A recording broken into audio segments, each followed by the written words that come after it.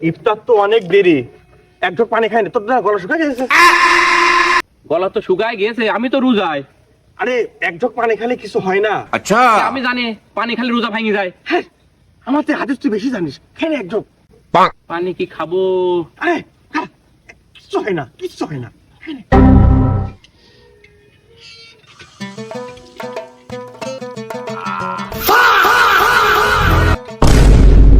ভাই, আপনি পানি খায় রোজা ভেঙে ফেললেন।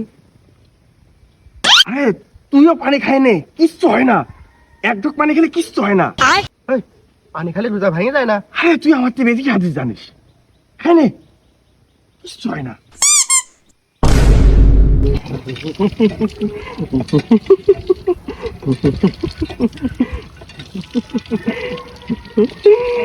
যা, তোদের তো রোজা ভাঙি গেল রে।